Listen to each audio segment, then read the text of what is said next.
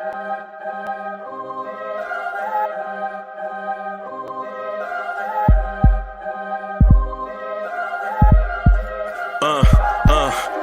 rank where the view is nothing less than phenomenal for how I express and project from my abdominal. The only view better, both my daddy and my mama know. No living parents, my sons give me balance. My wife is my serenity, this mic is my identity. The world is foul enough, that's why I write without obscenities. Provoking danger with broken language and spoken anguish. Begging to get hurt, why would you ask to go through changes? Yes, Lord, life's a chessboard, master the angles. Control the tempo, be the one who holds the info. Acknowledge is just as deadly as machete swings. When spoken, the truth is as potent as that Medellin. While others swear the style is free, I just let it ring. Our time is undervalued, soldiers make us better kings. My fans on my shoulder, reaching after better things. Today I take the shot, for them I'd rather set the screen. My mama told me follow my dreams. My daddy told me get it by any means. Stand tall, make him bow to a king. But I've evolved, you can see the resolve. Look in my eyes when you speaking to God. Life and for those who we caught up in using what I was taught with the muse. I guess they call it proving I'm more than an artist. Penciling out my darkest while stenciling out a harvest. And storing what gets me from A to B, just like garages. Instrumental with collages. Envision what I've been drawn. Broadway to give you rhythm like the great Lena Horne. So bent on, found comfort in the storm. Find peace and on when you see them others perform. Organized chaos, outcasted like hey ya.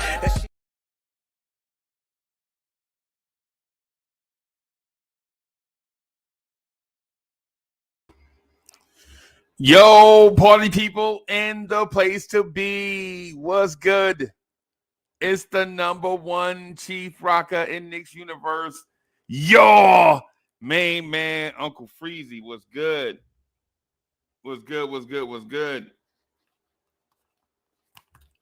What's good, y'all? Y'all want this party started right. Y'all want this party started quickly, right? You throw your hands in the air and wave them like you just don't care. And if you got some loot and a stick of juicy fruit, somebody say, oh yeah. Scream. Let's go, ladies and gentlemen. Good morning, good morning, good morning, good morning, good morning. Good morning. Good morning, good morning, good morning, good morning. King Ribby is in the building. Andrew Dollarjay is in the building. Mr. Vince, good morning. South BK is in the building. AJ Bula is in the building. D Nice is in the building. What's good, y'all? What's good? Good to see y'all, man. Good to see y'all. It's good to be with y'all, man. How y'all this morning? All right, all right. Bo Ismail is in the building.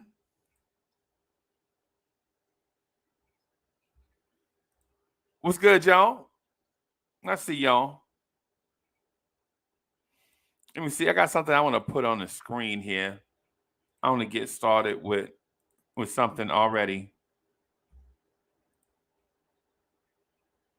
Let me do this the other way. No, you won't be able to see that. Let me do this way. I'm going to see if I can find a way to have it on the screen here.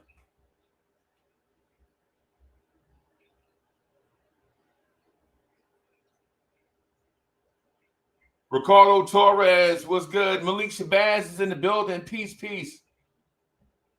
Chef Mayberry is in the building.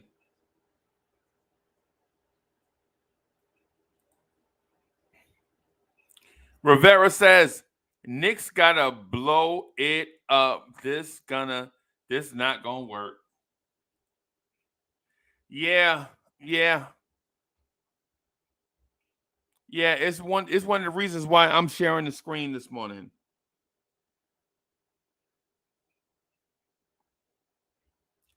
I'm sharing the screen early this morning. Mel Bester 9 is in the building. What's good? Yeah, Nick's gonna have to blow this thing up, man. That's what a lot of people say. I want to get to a start date, though. I want to get to a.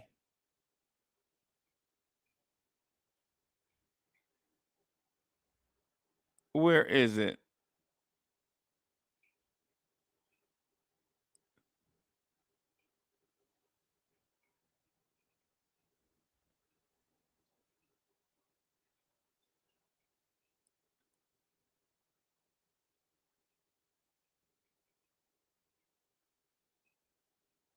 Oh, here we go. Here we are.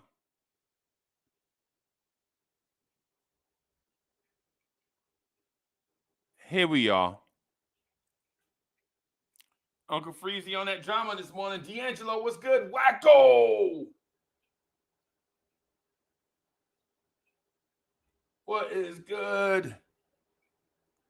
Andrew Collier says Leon is a hack. We're going to speak to that, man, because I know a lot of people want to get rid of Tom Thibodeau, right? A lot of people are frustrated with Tibbs, but I'm frustrated with someone else. I'm frustrated with Tibbs, but I'm frustrated with someone else too. I'm frustrated with Tom Thibodeau, but I'm frustrated with somebody else also. And y'all know who. And Worldwide Al says, hey man, you gonna check out that Nas? Yes. Yes. Come on, bro. Yo, I think Nas is the greatest thing that happened to hip hop. You know how I feel about Nas. We only had to go there. Nas can hold his breath and make squirrel noises, and I'm gonna buy it because of my sick Nas addiction.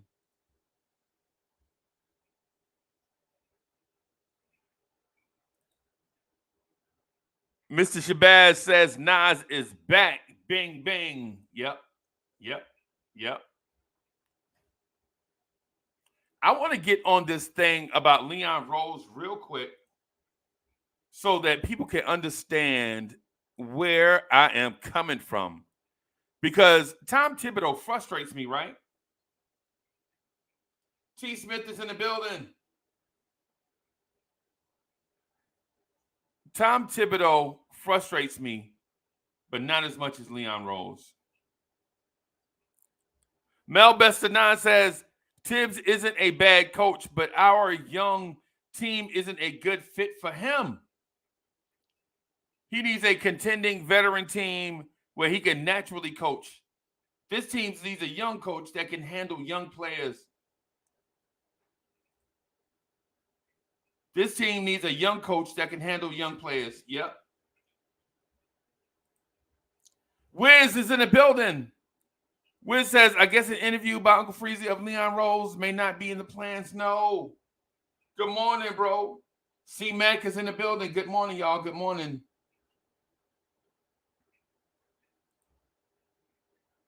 Good morning, y'all. Good morning. Good morning. I'm going to run down a few transactions, and y'all tell me if this sounds like a team president that knows what he's doing.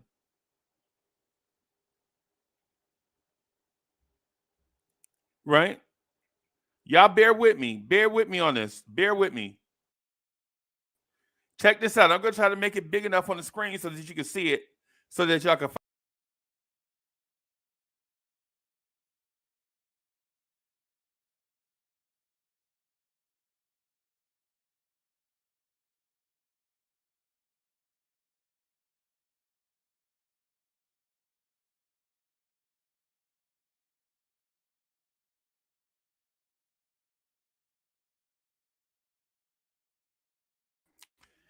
Can y'all see that? Is that too little?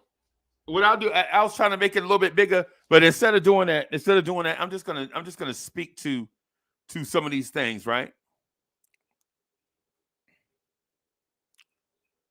The first move made by Leon Rose's front office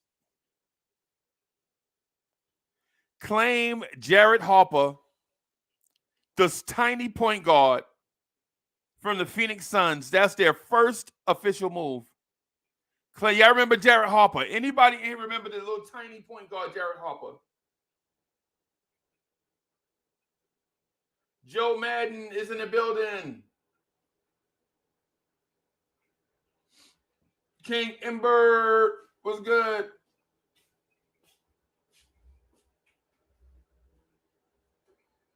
Let me grab this one. Okay, this one first. All right. Big cup of water.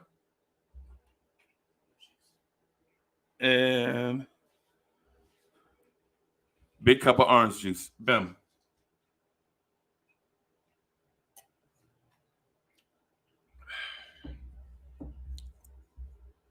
Anybody remember Jared Harper? The tiny point guard that couldn't play defense. He was kind of like in the mold of Isaiah Thomas, except he couldn't score like Isaiah Thomas. The first thing Leon Rose did was sign Jared Harper, claim Jared Harper from the Phoenix Suns.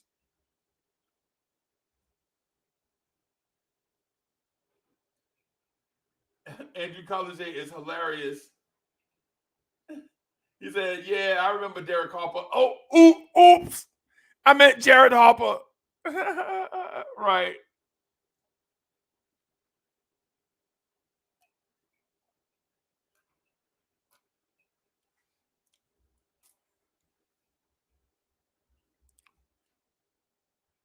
Y'all remember that? Remember Jared Harper?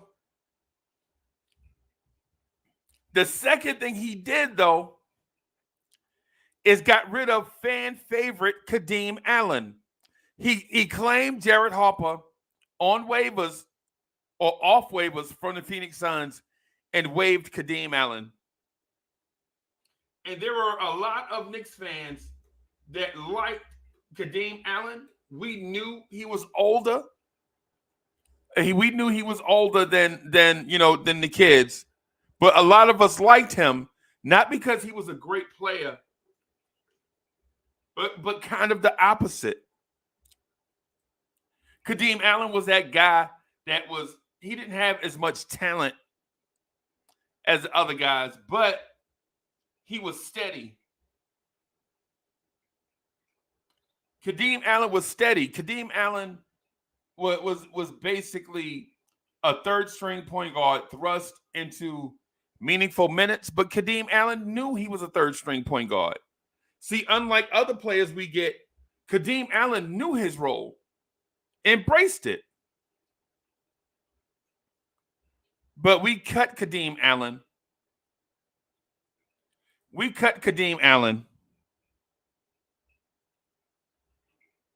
And brought in Jared Harper. And here's the other thing we did. One day later, we waived Alonzo Trier and brought in Theo Pinson. Anybody in here excited about Theo Pinson?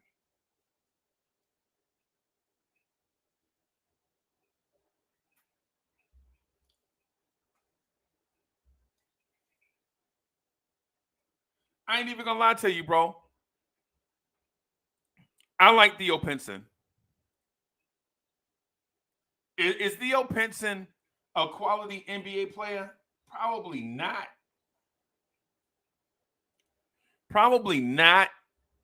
But the Theo Pinson addition to me makes sense because everybody can't be a star, but Theo Pinson was a great locker room and bench guy. Alonzo Trier, on the other hand, maybe not so much. Not so much. That was June 26, 2020.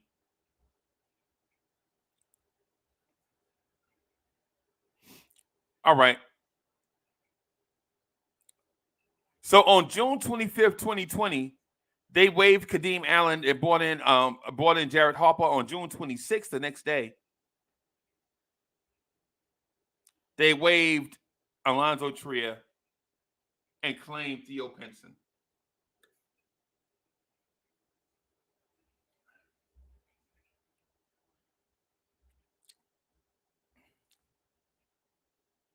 Right? That was June 25th. June 26th, they cut Alonzo Trier. On July 30th, the New York Knicks, Leon Rose, hired head coach Tom Thibodeau.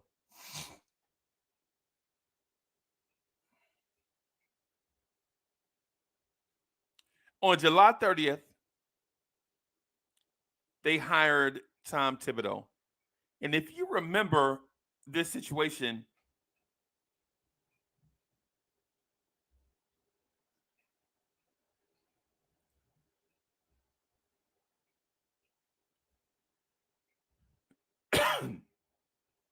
so homeboy Stuka says, where is Lonzo now? We could use him now. Right. We need a bucket.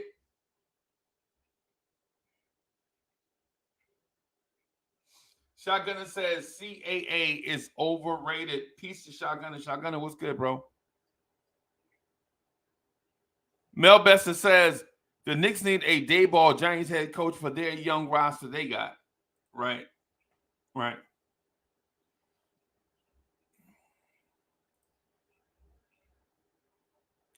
But on June 30th, the New York Knicks hired Tom Thibodeau. June 30th, 2020.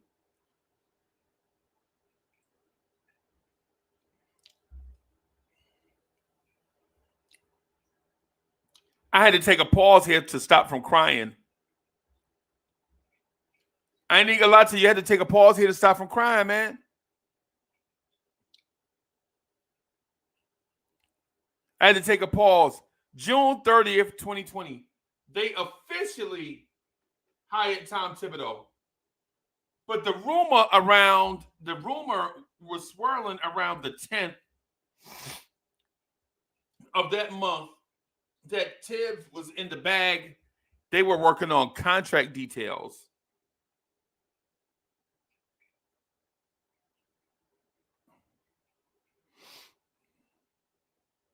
They were working on contract details from about the second week of July. East Blue Drews in the building.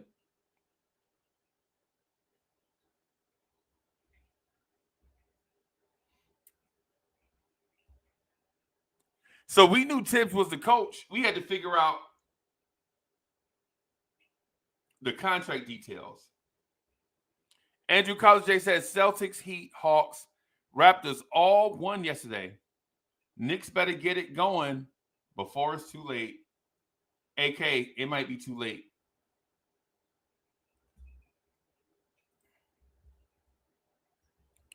All right. So Tibbs is in the bag. If you like Kenny Atkinson, they didn't. If you like Kenny Atkinson, they didn't consider what you thought.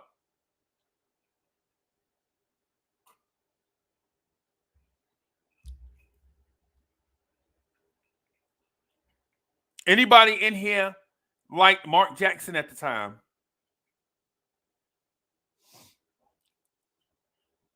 Anybody in here? Anybody in the chat? Was anybody in this chat pulling for a Mark Jackson?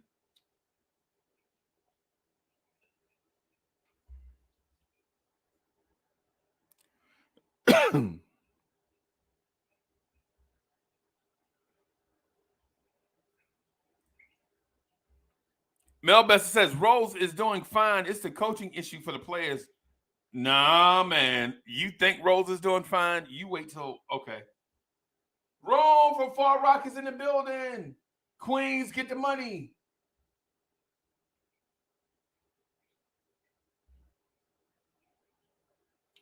I'm gonna tell you how polarizing he is. Mark Jackson. No. Hell no. I'm pro Mark Jackson. Yes, Mark Jackson.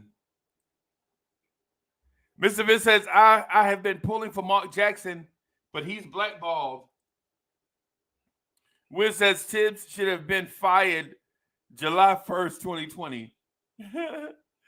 Hey, Wiz, he didn't officially get the job until July 30th. So you saying he shouldn't even went to the interview process?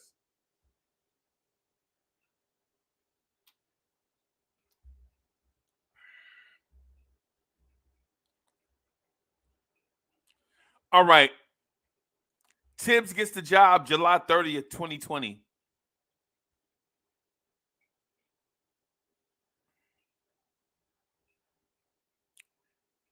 Since there was a delay because of COVID, the NBA draft was in November of 2020, November 18th, 2020. Can anyone remember who the Knicks drafted in 2020?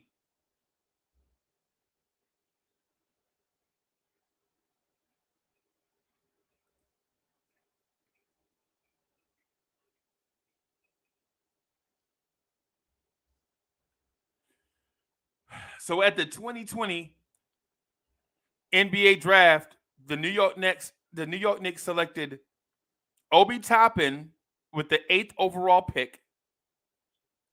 And then with their second first round pick, the New York Knicks drafted Leandro Balmero with the 23rd pick of that draft.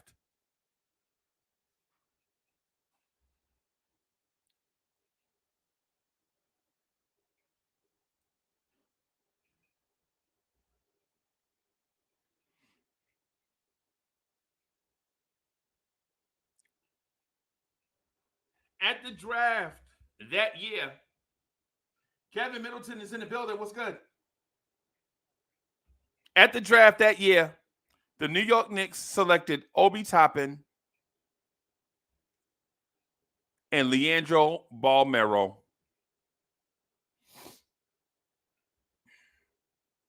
What in the world were the Knicks thinking? They already had Randall. And they drafted Obi Toppin, knowing that they needed a point guard.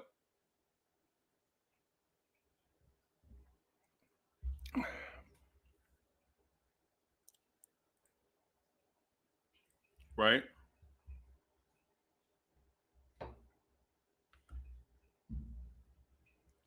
I'm just going to do something real quick because this is not an indictment on Obi because we like Obi.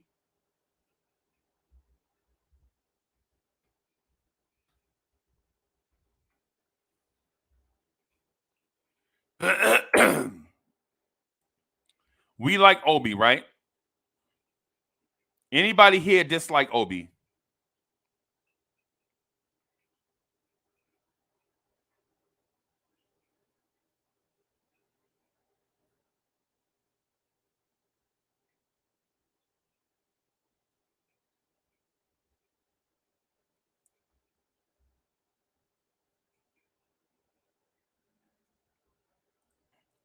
Everybody here likes Obi, right? There's nobody here that dislikes Obi. I like Obi. I like Obi, right? But let me show y'all something. I like Obi, right? But let me show you something.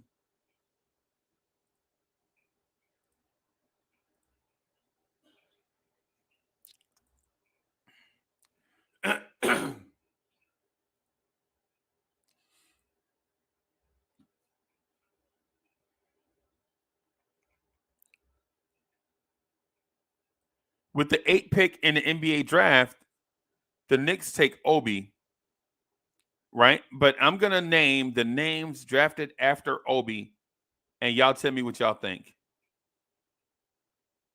At 9, the Wizards take Denny Avdija. At 10, the Suns take Jalen Smith. Neither one. neither one of them dudes, I would say right now, I don't know. I'm just gonna leave it at that. I don't want to sway you one way or the other. But at 11, the Spurs take Devin Vassell, and he's an absolute baller right now. The Kings took Tyrese Halliburton at 12, and he's an absolute baller right now. The Pelicans took Kira Lewis Jr. The Celtics took Aaron Nesmith.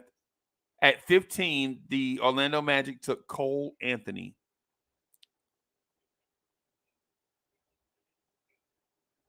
I'm frustrated by that. At 16, the Trailblazers took Beef Stew. Could the Knicks have used a defensive, a two-way wing and Devin Vassell?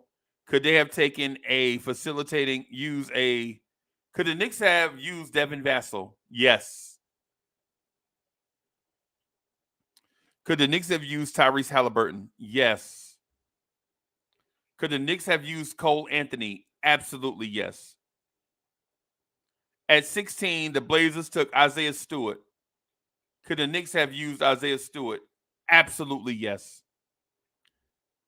At 17, the Timberwolves took Alexei Pokusevsky and traded him to the Thunder. Could the Knicks have used Alexei Pokusevsky? Yes. 18, the Mavericks took Josh Green.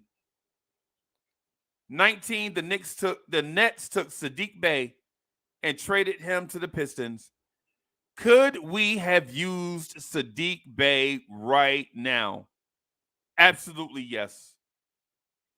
The Heat drafted Precious Achiuwa.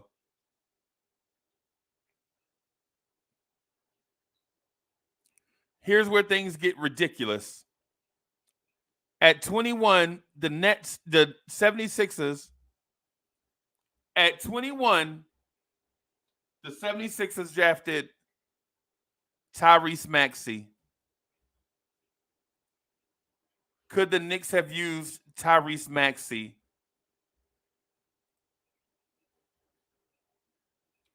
Chat, you see where I'm going? You see where I'm going, chat? You see where I'm going with this? Could the Knicks have used Tyrese Maxey instead of Obi Toppin?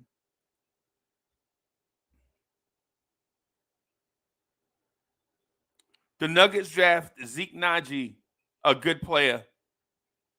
But the Knicks drafted Leandro Balmero and traded him to the Timberwolves. The Bucks drafted R.J. Hampton and traded him to the Nuggets. Now he's with the Orlando Magic. At 25, the Oklahoma City Thunder draft Emmanuel Quickley and trade him to the Knicks.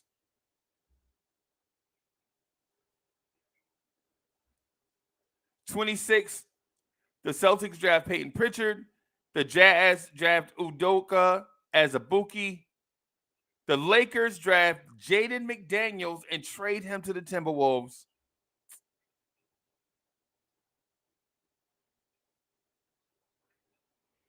My God, man, this is frustrating, man. This is frustrating. Make me want to, man, I can't. Yo, when I be reading this stuff off, man, it get me so frustrated and mad, bro.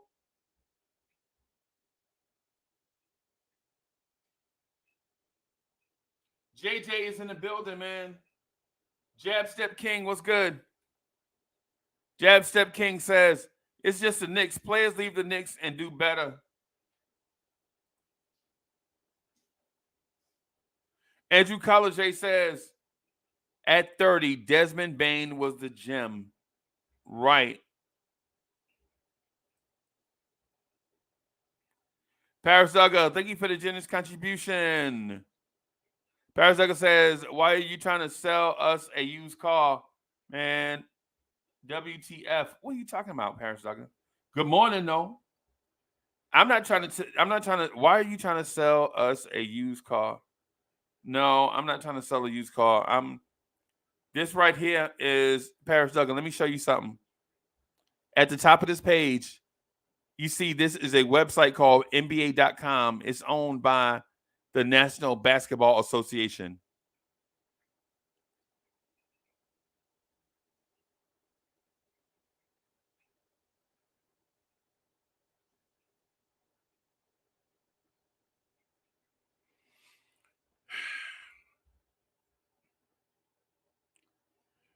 The Raptors draft Malachi Flynn. The Celtics at 30 draft Desmond Bane and trade him to the Grizzlies.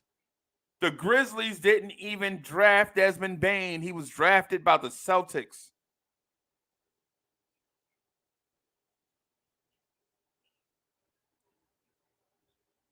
This thing is frustrating me.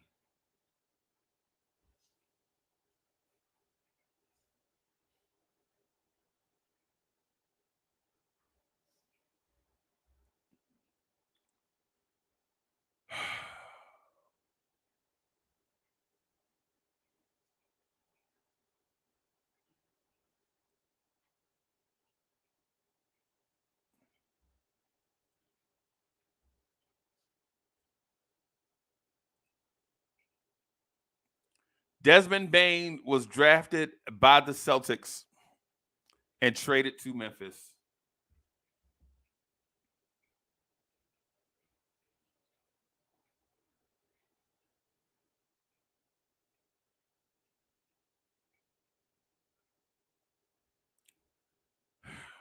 All I'm going to say is this. At the time when all this stuff was going on,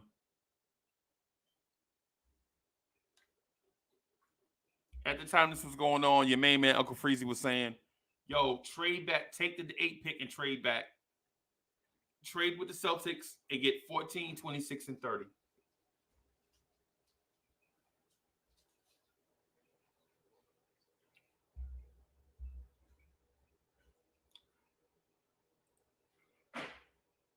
Paris Duggan, thank you for the generous contribution. Paris Duggan says, we have morale issues, not talent issues, morale. Hey, I'm going to get to that too, Paris Duggan. Trust me. But I got to do it one at a time. Bodega Wi-Fi is in the building. Bodega says, Rose is here to sign free agents. He failed horribly. And Mr. Vince says, we clearly did not draft the need, which was Halliburton. Front office malpractice. Bim. I want to show you guys that because what happens is we're blaming Tibbs for everything, and everything is not Tom Thibodeau. But Tibbs is not off the hook.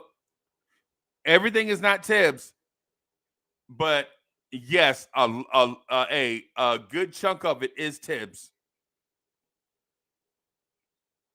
A good chunk of this is Tom Thibodeau. A great chunk of it is Tom Thibodeau. Right? But everything ain't Tibbs' fault. Everything ain't Tibbs. But Tibbs is not, but trust me, Tom Thibodeau does not get off scot-free.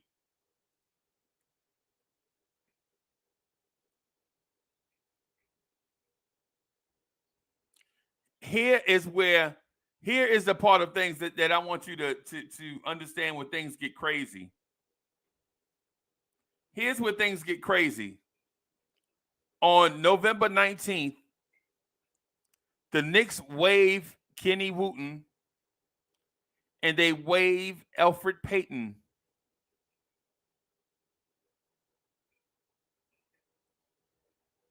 Y'all heard what I said, right?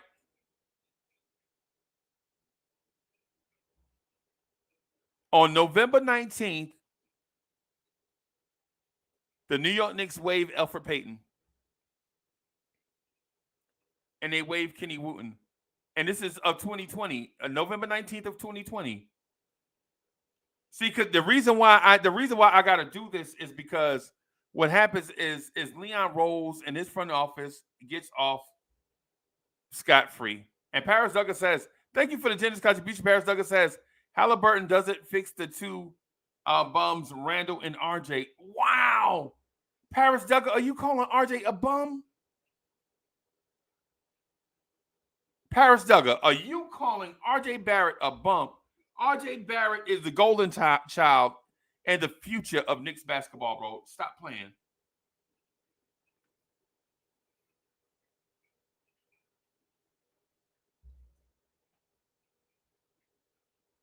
You can't call RJ Barrett a bum. Okay?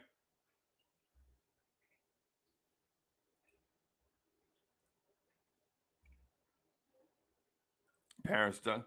Let me take this thing off the screen. You can't do that to RJ Barrett. RJ Barrett is young.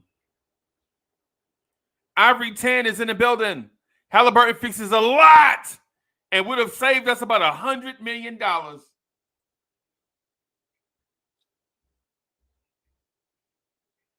That's what Ivory 10 said. Let me put this back up here, man, because I need for y'all to follow me on this thing. On November 19th, 2020, the Knicks waived Kenny Wooten and Elfrid Payton. But here is the kicker. Here is one of the kickers where I've been wanting y'all to look at things for what they are and not what we want them to be.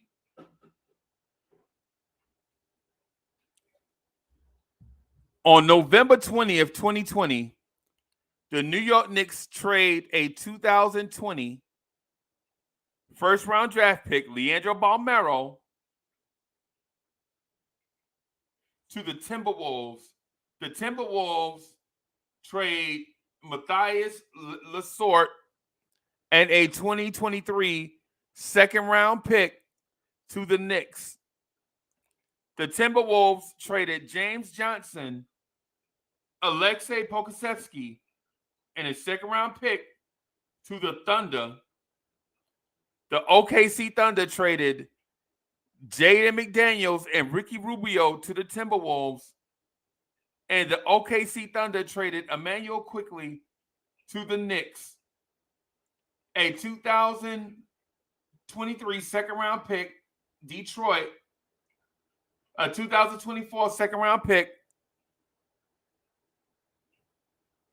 So the Knicks got a 2023. The Knicks got Quickley, a 2023 second-round pick from Detroit, and a 2024 second-round pick, Minnesota. So, and think about this. In this trade, the Knicks got Emmanuel Quickley and 2 second-round picks. Okay? The Timberwolves get James Johnson, Pokusevsky, and a second-round pick. Minnesota gets Jaden McDaniels and Ricky Rubio. So in that deal, think about this. Sherwin, what's good? What's good, Sherwin? Sherwin says, good morning. Everyone in this room is now dumber for having to listen to Paris Douglas. Oh, no! I didn't know that's what you was going to say.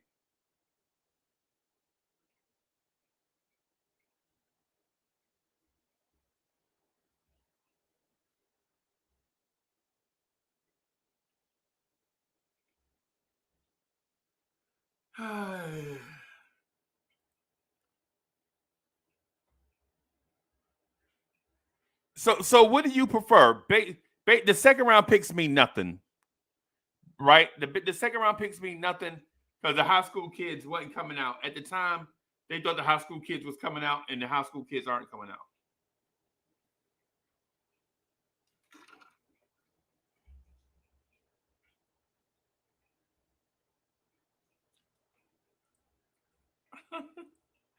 Cheryl says he just will not stop. So think about this: Emmanuel Quickly and 2 second-round picks, or Alexei Pokusevsky, James Johnson, and second-round picks, or Jaden McDaniel and Ricky Rubio. Which player has the highest upside?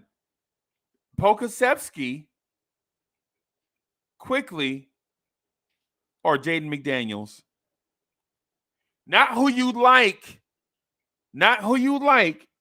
Who you think has the most upside. I'm leaving that up to you. I'm not asking you to say whichever.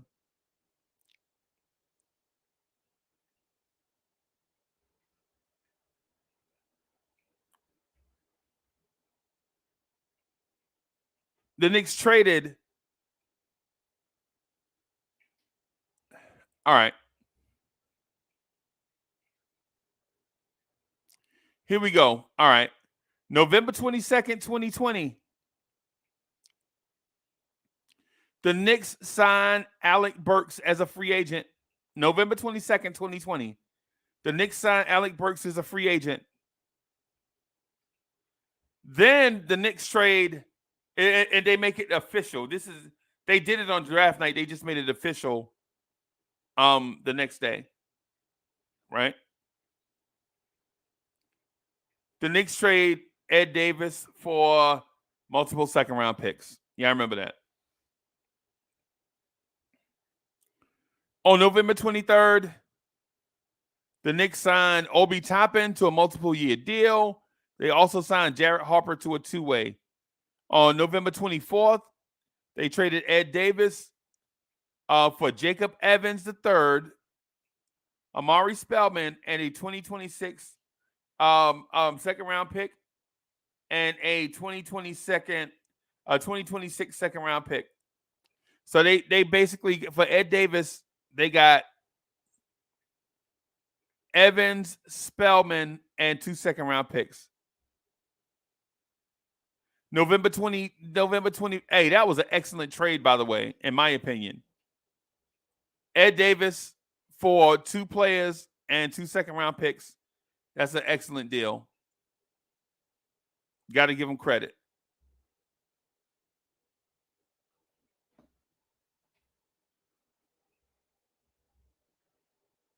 Got to give him credit. The next day, November 25th, 2020, the Knicks signed Nerlens Noel.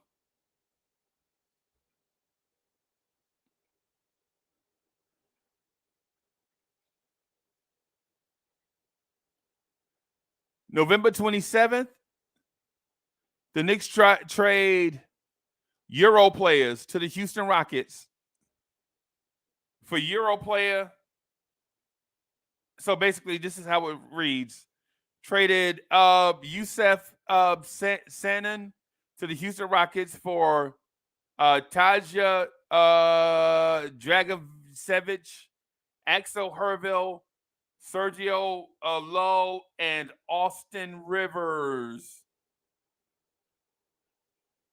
Houston received a player exception. Oh, here is where things get wonderful. On November 28th, the New York Knicks signed Michael Kidd-Gilchrist and Emmanuel Quickly.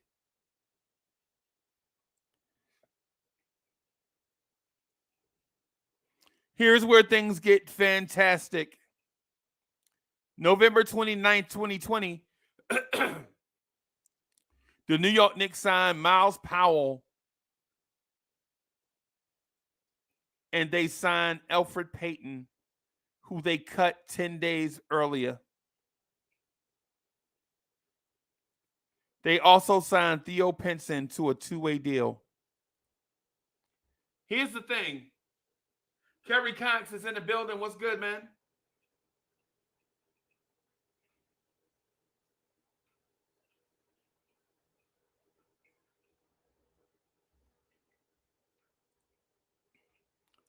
Paris Duggar, thank you for the generous contribution. Paris Duggar says, Agenda Brenda equals Sherwin. Nah, man. Sherwin trying to keep it a stack, bro.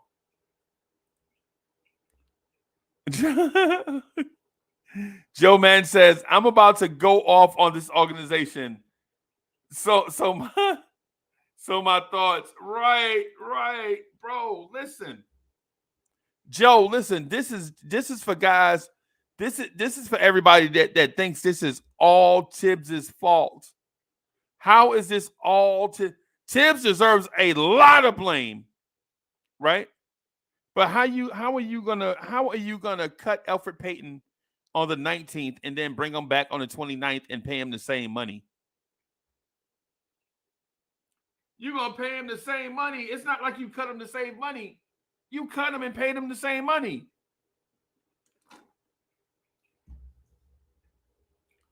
They cut him and then had to pay him the same money.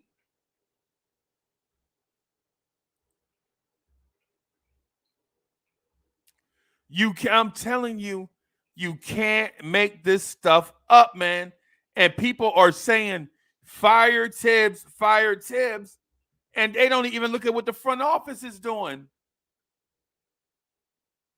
Do I think Tibbs may be at the end of the line? Yes.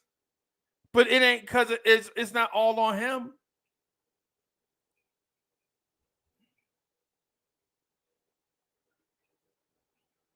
Listen to this, right? November 29th, 2020, the Knicks signed Miles Powell. The Knicks signed Elfrid Payton. The Knicks signed Theo Pinson. On December 9th, they signed Skal the BCA and waived Jacob Evans.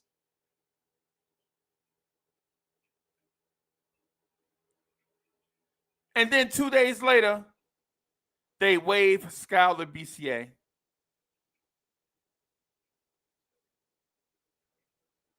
You can't make this stuff up.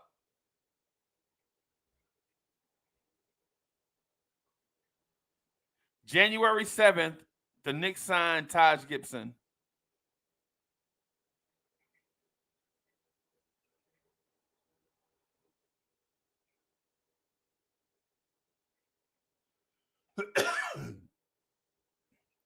Right? March 25th. This is a day I'll never forget as a Knick as long as I live. I'll never forget this day as long as I live. We were right here on this show begging Leon Rose publicly to make a trade for a point guard so that we could be equipped going into the playoffs. Danny Landis was with me. Danny Landis, you remember that? Danny, hey, let me finish this up, Danny, and then I'll do all the links and stuff. But let me do this first. Danny Landis was with me. I played Danny Landis's intro and everything.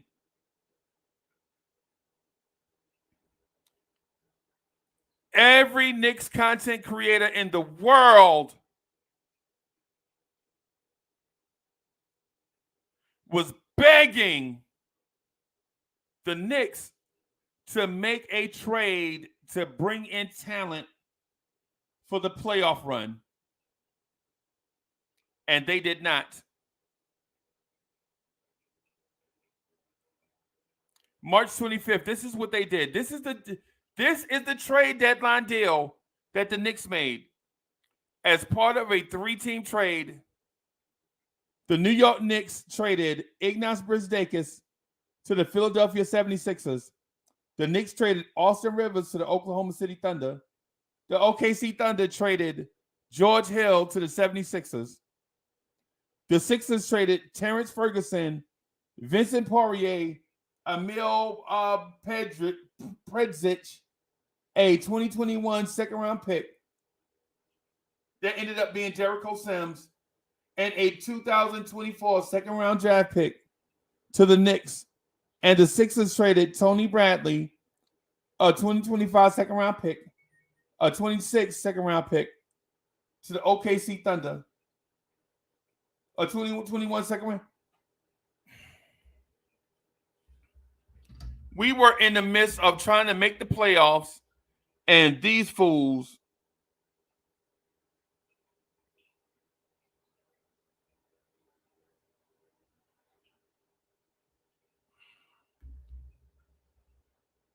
we're trying to make a playoff run, and the Knicks trade for Poirier and Ferguson so that they could get a second-round pick. That pick wound up being the 58th pick in the draft the following year. It wound up being Jericho Sims.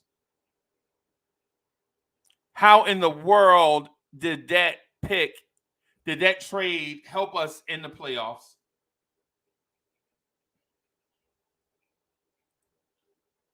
How in the world did that trade help us in the playoffs? Let me move. There it is. March 25th. We were waiting on Lonzo Ball. We wanted them to trade Lonzo Ball.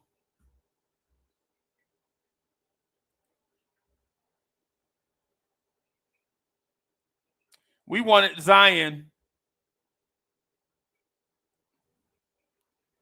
And 3 days later, those dudes the Knicks traded for, they cut them all. The Knicks cut them. So they basically did the deal to pick up.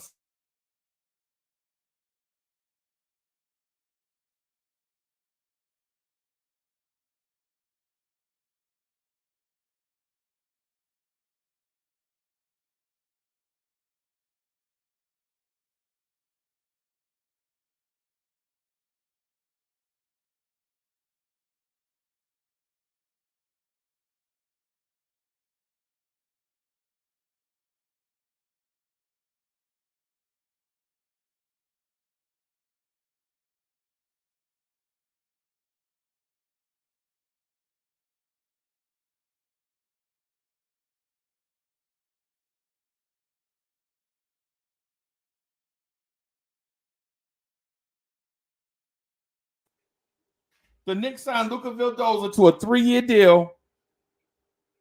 What in the world? What in the world are we doing out here? Luka Vildoza to a 3-year deal.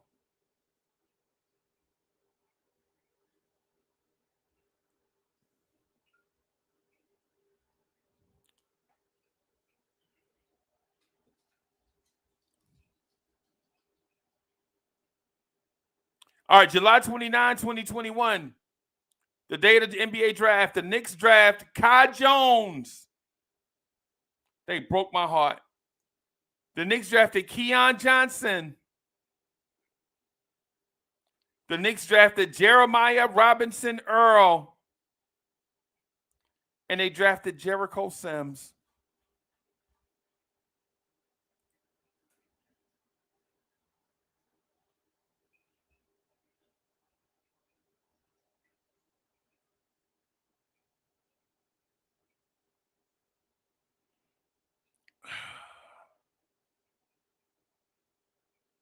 And once it became official, the Knicks traded Kai Jones to the Charlotte Hornets for a 2022 first-round pick.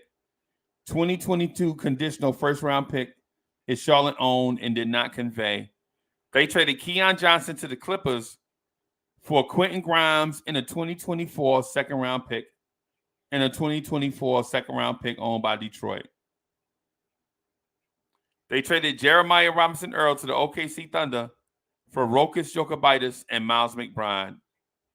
The next day, they waived Norvel Pell. They signed Quentin Grimes to a multiple-year contract. They signed Miles McBride to a multiple-year contract. August 8th, they signed Jericho Sims to a two-way.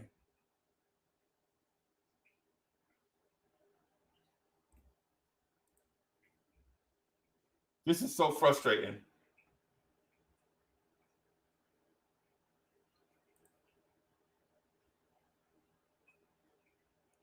JJ says they could make it up to us by going full tank. Not Zay is in the building. Andrew Collier says Leon is blowing it.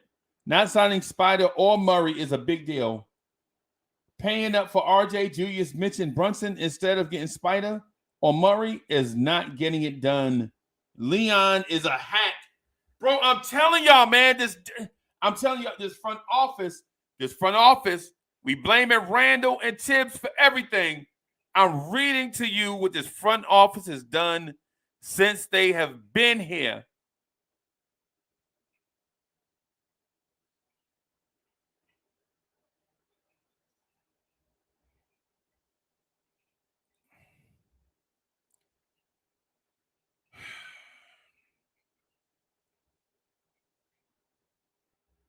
On August 8th, they signed Jericho Sims to a two-way. On August 9th, they signed Nerlens Noel to a multiple. They signed Nerlens Noel to a multiple-year deal. The next day, they signed Kemba Walker to a multiple-year contract. And on August 17th, and this is the kicker. This is the kicker right here, y'all. This is the kicker. August 17th, they signed Alec Burks to a multiple-year contract. Basically, they were running it back. Signed Taj Gibson to a multiple-year contract, running it back. Signed Derrick Rose to a multiple-year contract. This is the part that I want y'all to, yes.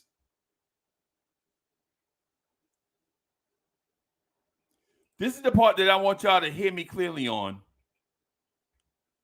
August 17, 2021, they traded cash to the Boston Celtics for Evan Fournier and a 2022 second-round draft pick, a 2022 conditional second-round pick that Charlotte owned and it didn't convey. Boston also received a trade exception. Y'all thought the Knicks signed Evan Fournier. They did not. They did a sign and trade for Evan Fournier.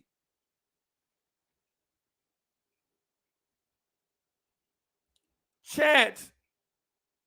Leon Rose did a sign and trade for Evan Fournier.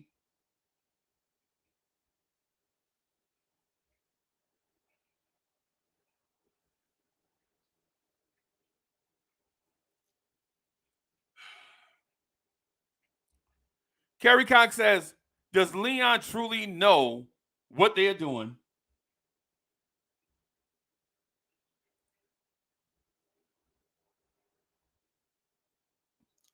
Zansky Gaming says, Leon is not going to fire Tibbs. If Leon fired Tibbs, all eyes would be on him, and he would no longer have a shield or a scapegoat. And you're exactly right. You're exactly right.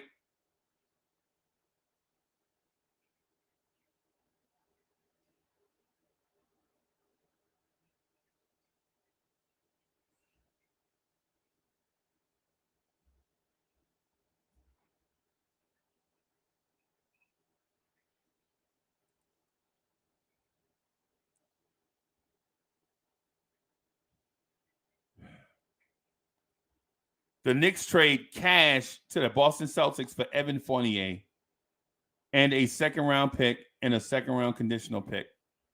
And then they had to sign Evan Fournier.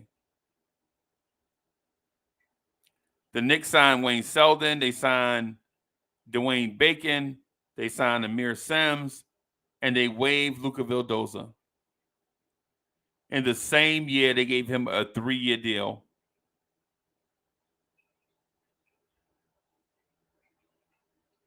The Knicks signed Luka Šamanić.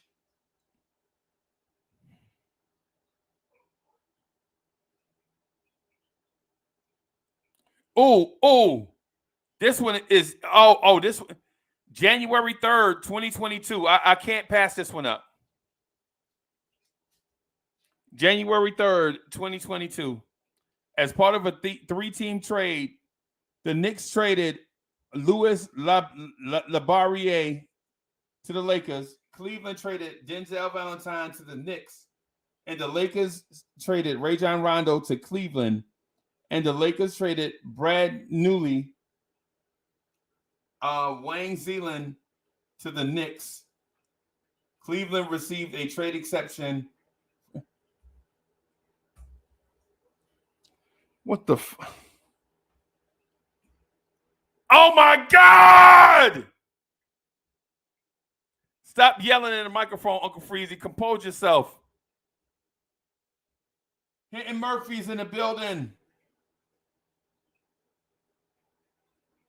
Hinton Murphy says, good day. We've been told you all lives should have been on rolls and worldwide. Yes. We've been told y'all I should have been on rolls and Worldwide West. Thank you for pointing. Man, listen. Bro, hey, man, listen to this trade. Listen to this trade, right? As part of a three-team trade, the Knicks traded Louis Labarriere. It's the French dude that is always coming over from France during summer league. He don't never come to camp, or he don't ever make it out of camp, but he always come to summer league and play summer league with us.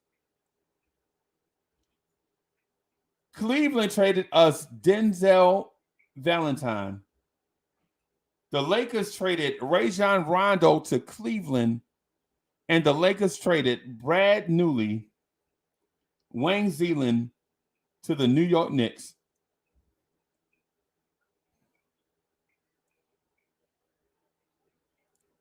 So Cleveland gets Rajon Rondo when we needed a point guard. We needed at January 3rd. You remember Derrick Rose was hurt. Basically, was supposed to come back after the All-Star break. We are in a trade that involves a veteran point guard, and we don't even get him. We get Wayne Zeeland and Brad Newley and Denzel Valentine. And then guess what? We waive.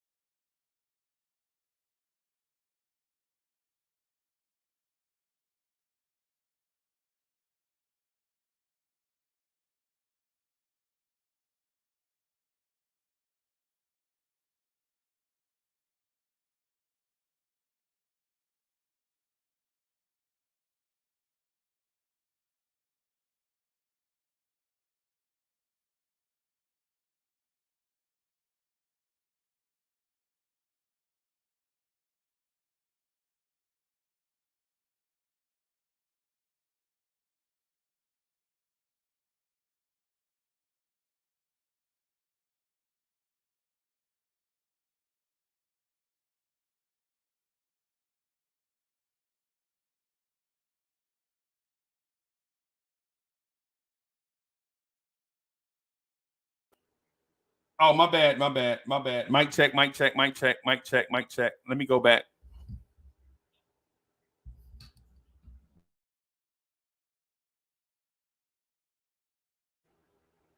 Mic check. This microphone is crazy. My bad, y'all.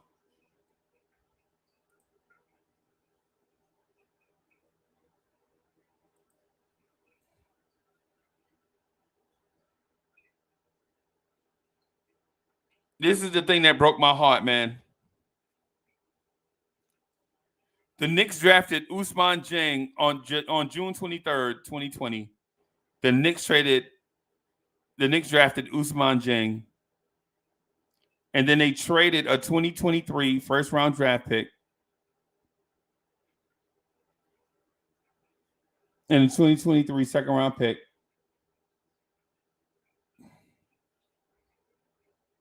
for Charlotte for Jalen Duren.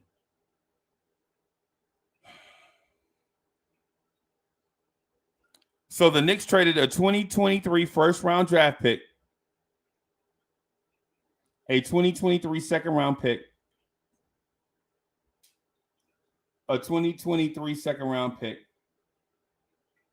a 2023 second round pick, and a 2024 second round pick. Oh, they gave it to Charlotte for Jalen, and we got Jalen Duren on the first round pick, Denver owned second round pick, blah, blah, blah. Traded Ousmane Dieng to the Oklahoma City Thunder for a 2023 first round pick, a 2023 first round pick, and a 2023 first round pick later. Okay.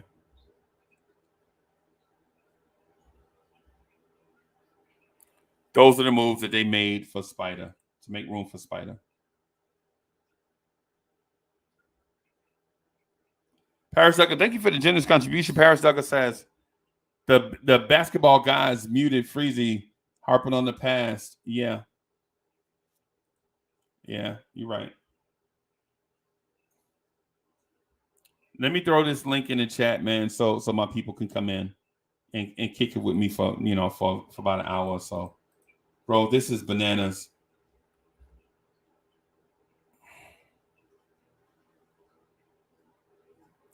So we did all that trading and we did not get Donovan Mitchell.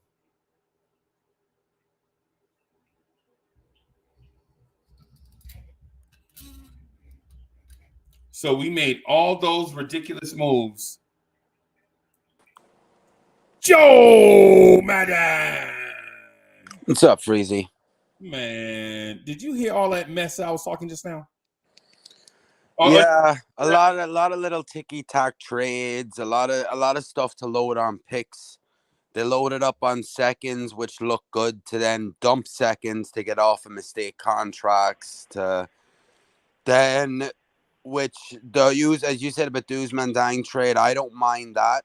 I don't mind collecting the picks. It was the fact that you then, I wanted them, to collect picks and then move it out for a star. And that's where we're at now, is we have the picks but no star. Like, they traded them picks to get Spider, and we're going into the season still with the picks and no Spider. And that's no where I'm at. And no SGA. Right? Because here's the thing. Those first round picks, if you heard me read them off, they are more protected than Fort Knox, bro. Well, no. The way I look at it is them picks have value. It's where they're landed. It's the fact is they don't have value for us because we already have all our picks. We have young players. It's them picks have value for a move, and that's where we're at. That's where we disvalue it. And the SGA stuff for me is that's not happening. They're going to try and win first. And that was never going to happen. And they're not taking them picks either because they just traded us them picks in the draft. Right. Why would they want them back? So there's a lot of things, man, with this organization. This Knicks team, man, it's not like I don't wake up every day. It's like, oh, the Knicks are playing good. It's like, oh, the Knicks are playing. It's like a job. This turning into like a full-time job. It's like, oh, I got to do this. Right. It's not enjoyable, and it's this all starts out with Freezy with this Randall thing when they didn't trade him at the time, and we were on these podcasts. Remember, the pandemic was on, so we were doing a lot of these podcasts day and night. Yep. And me and Who's Mark and some of these guys were singing the song that Randall Hassey moved to the deadline for what we could get at its highest value, and we were told we were nuts. And as I said, I was like, because what's going to happen is you're going to pay him and he's not going to perform and you're going to be stuck with him for a certain amount of time to not let the team move forward. And that's where we are right now. So the only way this team can move forward is not just Randall gone, it's Tibbs gone. And then it's on the front office. Then you're looking at the front office. All right, what are you going to do? Because then all eyes on you. Joe, I totally disagree with that. Totally. Wait. Hold on. Disagree with what part? Just do it one at a time. Yeah. Oh, not all what are his you points. saying? That's what I get to. Like your points be always good, Joe. I just disagree with fire Tibbs. First of all, you fired a person that hired Tibbs for the simple fact that if I'm in negotiation with Tibbs, like you can't tell me the negotiation room that he told him because Tibbs would have been out. Leon Rose and Tibbs talking. Hey man, this roster you got me now. What we doing? Hey, I want to rebuild. Tibbs, listen, I'm not signing. I show me a reason where I want to be a ring coach. Show me where in my career, even being on the Baltic Celtics, to where I have been a rebuilding coach, to where I can show you the capability of coaching up young kids and making them into stars.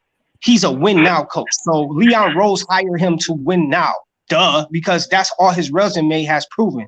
So but Shotgunner, that's not what Joe. Yeah.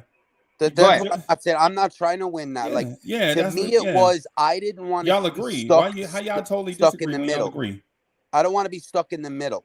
I wanted a direction. I wanted a.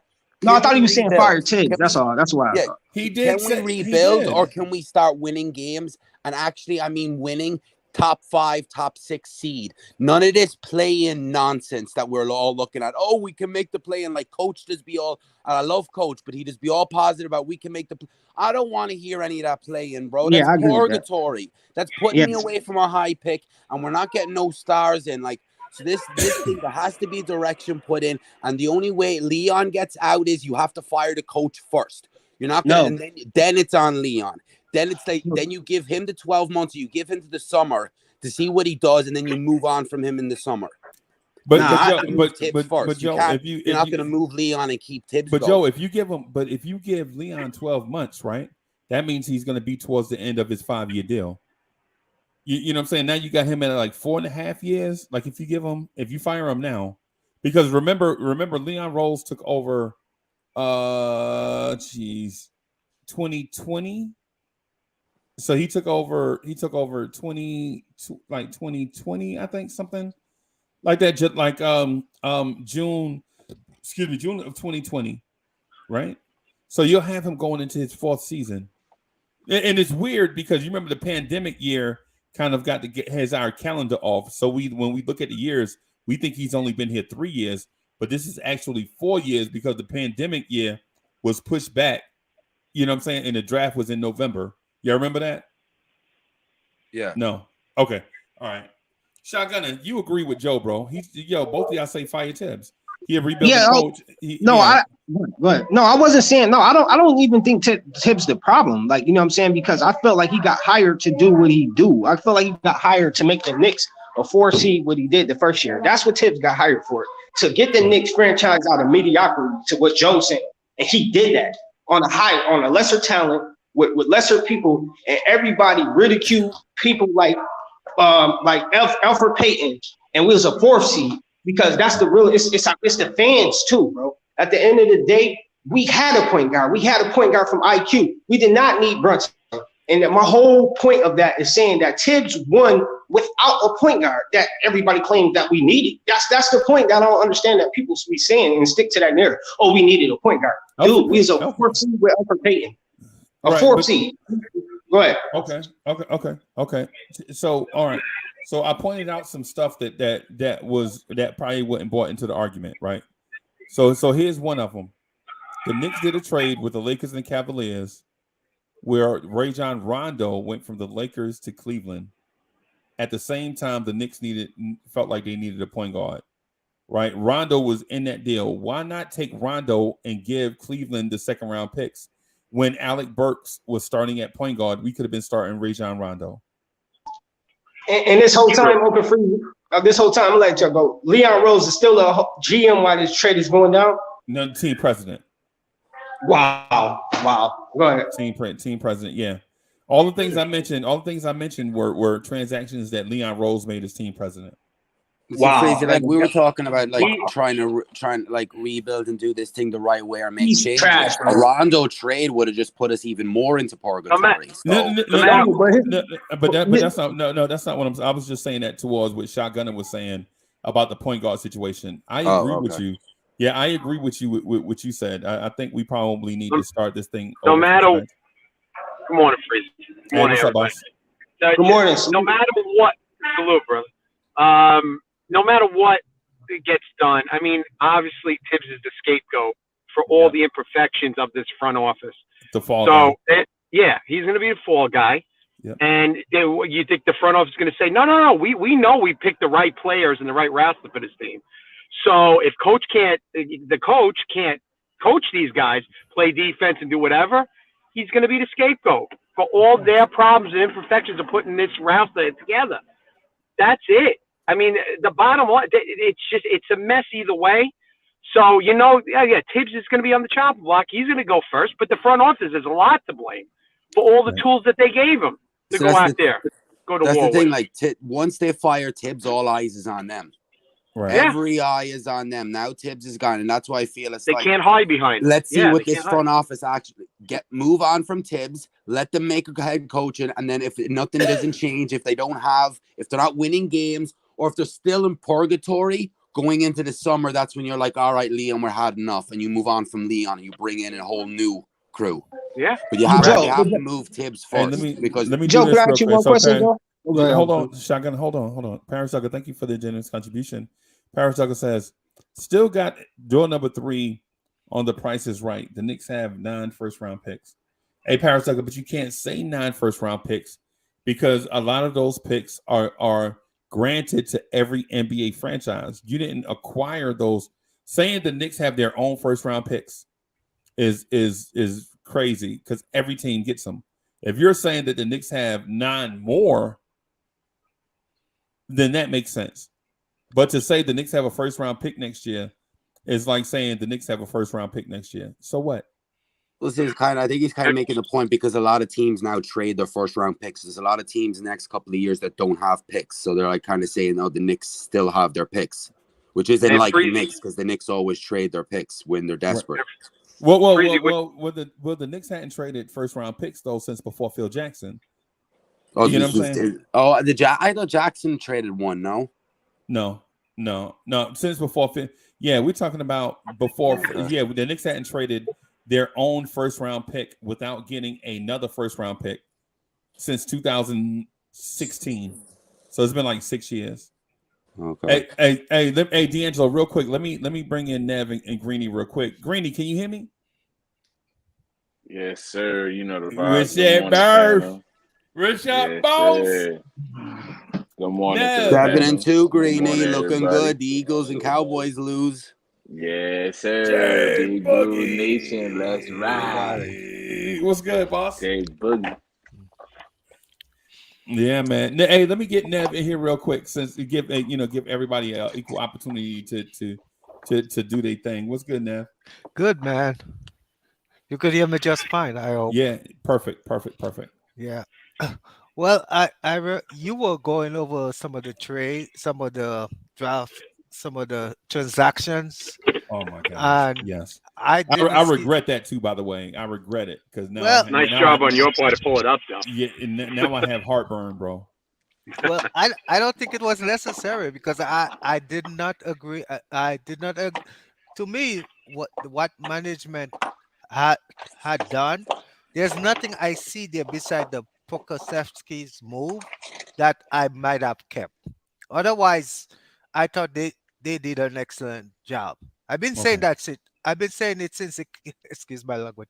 I've been saying that since it came into office, that if the Giants had this management team, they would have been in a much better position. What management has done wrong is they have went wrong on the coach. That's where they have went wrong. They have, and I'm pretty sure that Tom had something to do in convincing his friend that he was the best coach at the time for that position.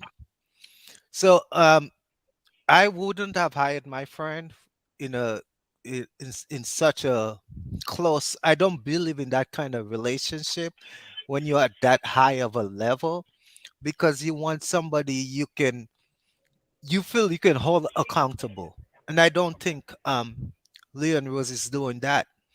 He's giving his friend too much freedom to do whatever he wants. And I think that's the problem. And And another thing we have to take into consideration is that none of our players have established anything under Coach Teams. There's no player that that that is performing at a high level. Even RJ Barrett, who has gotten plenty of minutes, is regressing. So there are absolutely no player we can say that if we were to get this player instead of that player, he would be in a better position. I mean, we could have gotten, like, for instance, for example, Bain from um from Memphis and put him on this team, but how do we know that he would be at that level he is now? There's no guarantee he would have been at that level. We just make an assumption because we see in these plays on other teams, that they would be performing at the same level. You're saying that Tibbs is not developing kids. Definitely not. It hasn't happened yet. Like I have said this many times. Our kids are adolescents. They're in the adolescent stages. You know, a perfect example is Jericho Sims. He has been over almost a year on the tips. And absolutely, he doesn't even recognize what the other team is trying to do to him. There's no recognition here. I'm watching a young kid that can jump off the roof, but the other team knows that as well. If I'm coaching this young player, he's not going to be jumping at every side of the ball. There's no way I would allow him to do that. You know, Okay. there you gotta differentiate when a shot is actually going up and when a shot is not going up. He doesn't have the capability of differentiating that kind of thing in a game.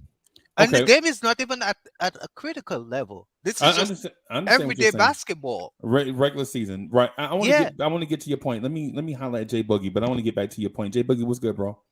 What's going on, man? Good morning, man. Hope Good everybody in the morning. greatest form of life and health. Blessings to everybody. Blessings to everybody in the chat, man. The most beautiful people it is around this league is the people that's inside this Nick umbrella. And that includes everybody. I'm not unincluding nobody. That's for all fathers, all men, all uncles, all brothers, all cousins, all mothers, all aunts, all sisters, all cousins. All of you are the greatest people it is in the world. But you go ahead and get back to this point, man. I'm good. I'm just, I'm just listening. Go ahead. What you Good. do? It's good to see you, boss. How you been? Man, I called you this morning, man. Yeah, man. My last quarter too.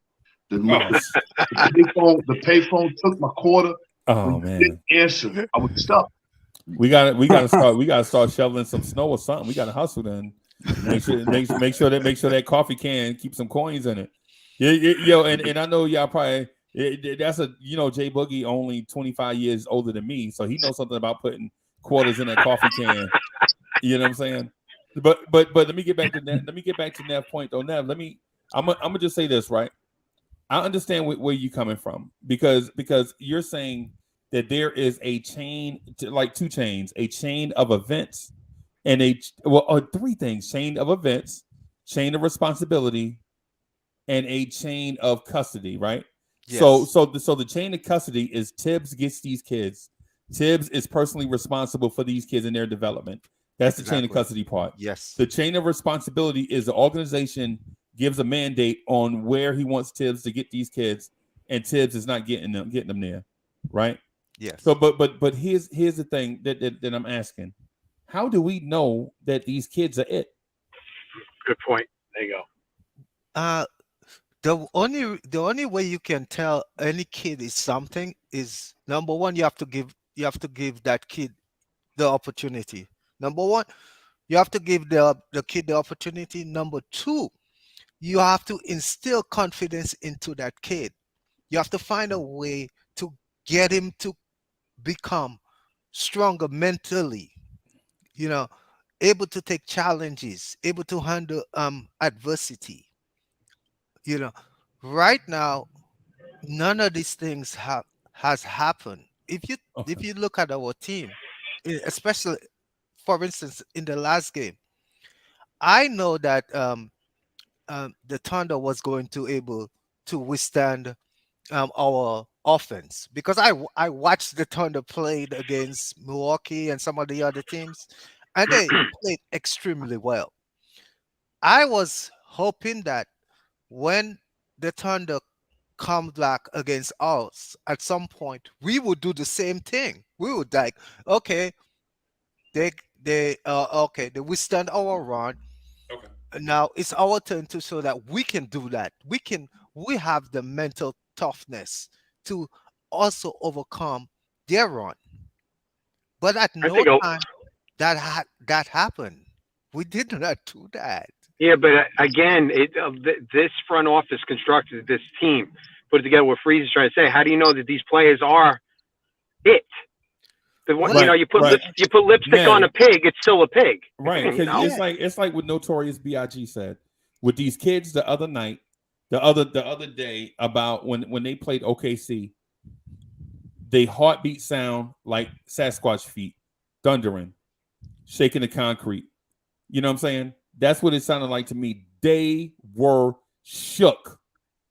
There was a war going on outside no man is safe from. And you can run, but you can't hide forever. And y'all know how the rest of this thing go. OKC came in their house, right, in a matinee game, right, and beat the Knicks up one side of the floor and down the other. And these shook-ass kids did not respond. Right. Right? And so for the old timers that have been watching Knicks about 10 years, if you've been watching the Knicks for about 10 years, I'm going to call you an old head, right? There was a time when the pride of the team overcame talent. There were some teams that may not have had the most physical talent, but they had pride, and pride would stop them from getting embarrassed. Like, man, listen, 100 and you give up in 48 minutes. You give up 140 points in 48 minutes. But Frizzy, can I interject? Because it's not really pride. We can have pride and still get beaten like a drum. It's pride is not the issue.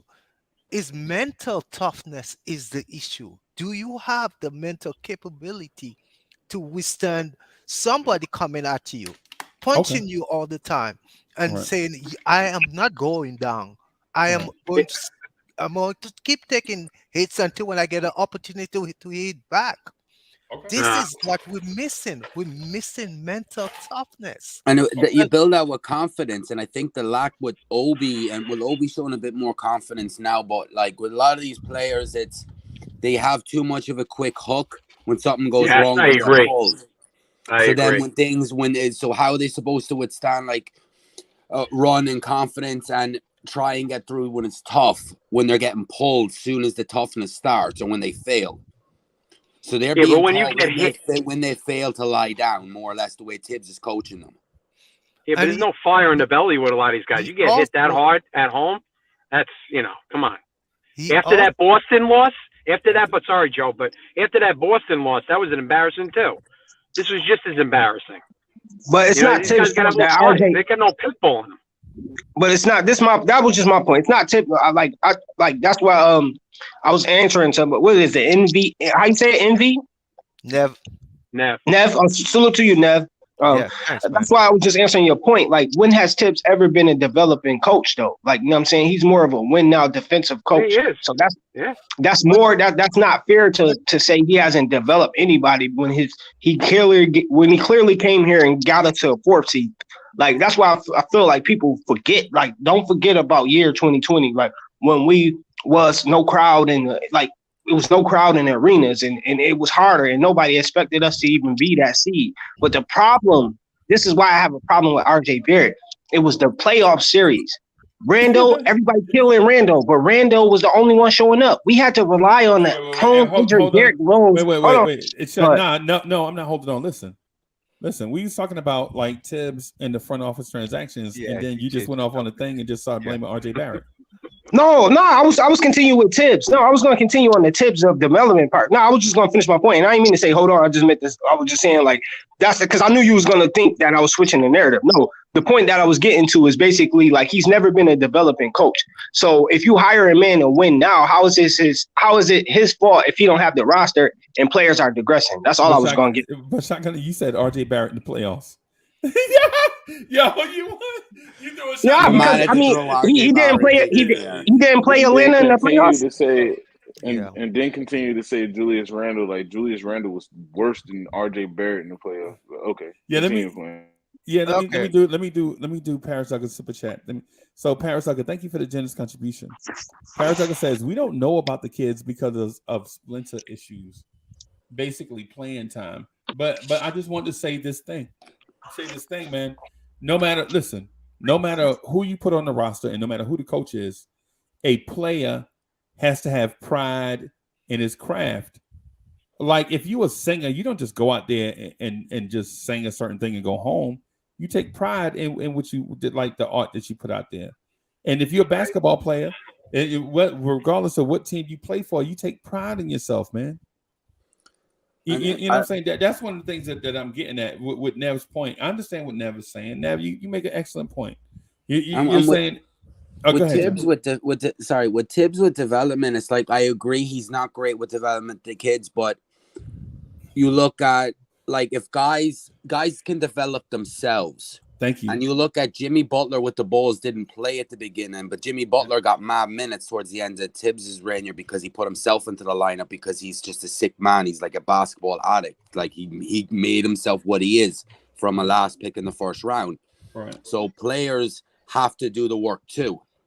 Right. And Jimmy Butler had competition. You remember and for those that don't know, the Bulls drafted Tony Snell. Tony Snell was supposed to be in that Jimmy Butler role, and Jimmy Butler off the bench made himself better and beat out Tony Snell.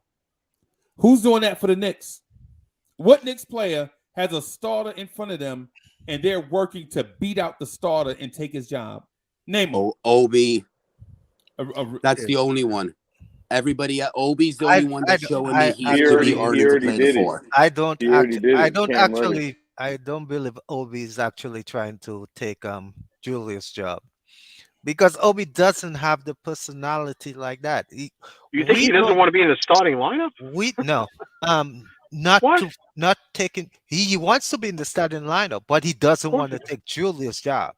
You understand me? He's not gunning. He's not like I'm taking Julius's job like Jimmy Butler would be. He'd be like, I want to start, but I'm not gunning for anybody's place. Because you need to have that kind of personality where you feel like this guy's in front of you is not worthy. The prime example should have been Quentin Grimes and Evan Fournier.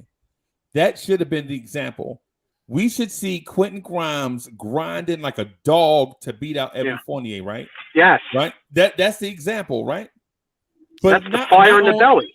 Right. But not only is Grimes not starting, but neither is Fournier. So the job was there for the taking for Quentin Grimes. Because Cam Reddish took it. That's why.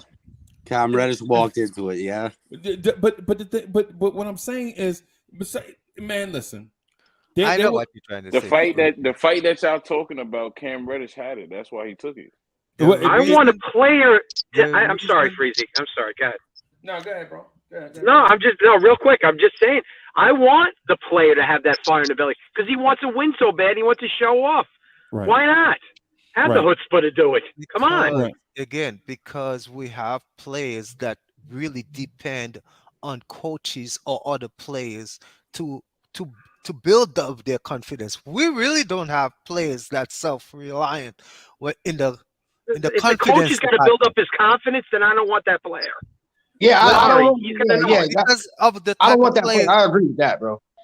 Because of the type of players we went after. It's soft then. Right. It's soft, Nev. Every team needs a Pat Bev or a Jimmy Butler or some sort of dog that put everybody accountable and tell everybody you suck when they need it. You hear it. Like Jimmy done with Minnesota, what Pat Bev's done. Jalen Brunson's a leader, but he's not that dog where he's going to come in and let everybody know that when they're making mistakes. He's not that type of person. He's not outgoing. But Joe, the point I'm getting at is we're going to be soft. We're going to always be soft. Right. The thing we got right now It's Scotch tissue. It's marshmallow. Basically. It's in between the part top. All this right here is complete soft. When you can't, you know what I'm saying, get at your brother on your team and let him know what he's doing wrong, and you can't respond to what I'm saying because you get in your feelings. You know, I say all the time, you know, you got to have a voice on this team. We don't have a voice on this team. When things ain't going right with Steph Curry and Clay and over there at Golden State, guess what? I'm Draymond Green. He getting in their grill and getting in their face. When things ain't going right over there in Boston, Jason Tatum, I know you the pretty boy. You the face of the franchise. But I'm Mark Smart. You need to tighten up. I'm in your grill. And Pat Bev don't care who you are. LeBron, I don't care nothing about you. What you doing. If you ain't up to par, you need to take a break or whatever it is. We don't have no voices on this team. So being that we don't have no voices, we don't have nobody that can motivate these guys, because these guys can't motivate themselves. And if you can't motivate yourself, you got to have somebody, you got to fill in the gap and have somebody that can motivate these guys and get them into position of where they want to be. They got no heart. They got no pride, no dignity, no nothing. You went to Minnesota and, you know, and responded, you know what I'm saying, to your last game and came straight home to Brooklyn and knew you had a game over there, but you didn't even ride the team bus. You drove your own vehicles to the game and paid the parking meter. Didn't even show up in there. And then you got clobbered. Then you came and lost to a team that had 2 W's. You had 2 W's in the league at the crib. You ain't even show up. I don't want to hear nothing about it. It was 12 o'clock. You should be happy to get up at 5 o'clock. When the man above us all open our eyelids and give you life, you should be happy to get up. No matter what time it is, you got a game, you're a professional athlete, you're getting paid to be a professional, millions and millions of dollars. Respond to your money. You know what I'm saying? Respond for what they're paying you for and who we pulling, who we rocking for. We rocking for y'all, but they don't respond to anything. You know what I'm saying? And Madden said it right, because a lot of people get it confused about, you know what I'm saying, developing. A coach is not there to get your handle better in the NBA, get your jump shot better in the NBA. None of that. You getting paid to learn and do all that on the off season. But it's my vision to see what you ain't doing right and let you know and tell you what you need to be doing and put you in better position. But if you don't respond to that, then that's on you. And it's unfortunately that the thing is gonna fall on Tom. This is not so much a Tom fault. It's been Leon's fault. But Leon is not going to blame him from the beginning, because Leon didn't know what he's doing. Leon's like a new kid, you know what I'm saying, getting on his tricycle. Of course they're gonna fall because they don't know how to ride. That's why you walk on the side with him. He ain't hired Tom before for, you know what I'm saying, what he did in the league or what he who bench or what coaches got. He hired him because that's his man and he close to him and he can be able to help me in these things that I don't know what I'm doing. You know what I'm saying? Unfortunately, how he building the team and him and Tom building the team is not right and exact for the organization. If it ain't right for the organization, it ain't right for the league. If it ain't right for the league, guess what? It ain't right for the game. If it ain't right for the game, it ain't right for the podcast. It ain't right for the Twitters. And that's why we have these conversations, debates going back and forth at one another each and every day. They need to get the situation right. Pick a choice which way you're going to go. You're going to go young or go get me some players. But you're not going to get Spider, so I need to go young. Get all these older guys out of the way and continue on rocking with the young. But you got to have a coach that can work with the young and ride with the young instead of having somebody and tricking them and thinking, you know what I'm saying, you're going to build a team for him to be a playoff coach and for him to push. You're not doing that. You didn't go get Spider. You got all these draft picks and all these, they're saying that you got everything in the cut like Band-Aid so you can go get an all-star. What all-star are you going to get? Now you're talking about Bradley Beal. Stop talking about these guys because you're not going to get nobody, Leon. I don't know what you're doing, you know what I'm saying? But you need to, shout out to the Giants. Right now, you know what I'm saying? We tied for the second best ranking in the NFL. You need to go sit up in that locker room. Everybody on the Knicks need to go see how they play together, how they work for one another, how they feel good about one another, how they feel good about going on the field and playing. And the bad thing about it, we winning these games, but our team ain't nothing. You know what I'm saying? They playing with this right here. And then you can beat a lot of people. Heart would sometimes beat talent. You forgot that Golden State was up 3-1 against Cleveland, that Golden State had more talent, but guess what? Cleveland had heart. They had them dudes shopping and all them dudes, you know what I'm saying? And all them guys, the one to lock down, sensor count them guys, they had heart, you know what I'm saying? But you got to have heart on this court. These guys ain't got no heart. They ain't got no pride. They ain't got no dignity. They ain't got no appreciation of the position that they in. You got an owner that give you, he ain't even writing checks. He giving you straight cash. You want me to sign him? He walking in there with a briefcase. How much of your money do you want right now? You know what I'm saying? So we got to get things in order. Until then, you know what I'm saying? We're going to keep stuck and be saying about the same thing over and over and over and over again, man. J Boogie, where do you start? J Boogie, where do you start with the rebuild? Let me make this analogy. Do you start with a coach? Hold on. Wait. Hold on. One time. Let Nev go, Joe, and then we. Let me make this analogy. All right. When you look at the Giants, the difference is coaching. If the Giants had a different coach right now, they would be struggling. They might not even be 3 and something and 3 and 4, because what it is that the Giants and the Knicks they basically have the same kind of personality. If you look at the Knicks, how the Knicks are built, they basically have a lot of good players with excellent backgrounds, clean players. They don't have players that come out from broken homes. And when you come out from a broken home or someplace like that, you tend to be tougher mentally because you have grown up in an environment where you have to take care of yourself at some point. So you tend to able to stand on your own. So when you don't have that, when you don't have that, you need a coach that's actually going to be like a father figure. Grow the kid. Nev, come on, Nev. No, yes, they gotta have heart. As a Nev, let me finish this point. Nev, but this is the point. You've been hopping on this for a couple of days. What I'm saying to you is this: if you have to make that type of an adjustment to motivate a player, right? You have the wrong player. Time is not on your side when you do that, bro. You got to be hungry when you get there. You know what I'm saying? Because this is that's what you cannot compare the Giants with the Knicks, because that's what no, that's not his point. That's what what Brian Dottle is doing. Those players, I mean, if you look at the Giants were not that talented. They could have easily be 2-7. Their record could have been totally different, upside down. But he built those players up where they I think now. Nev, I agree with you. On the defensive end, I agree with you. Picks. It's but the Giants in the last few years, I think, because they have talent. Right now, the Giants players can stand on their own. They're at almost where the position right now.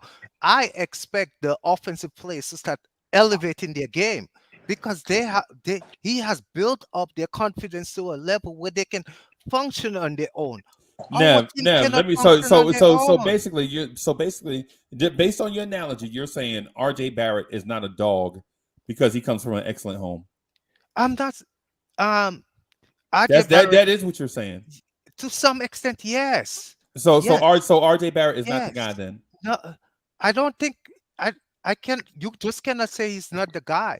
He just needs a coach to kind of elevate his game, to get him to just these are some of the things you must do. It also has to be on the mental side of the game. This is what we're missing so much.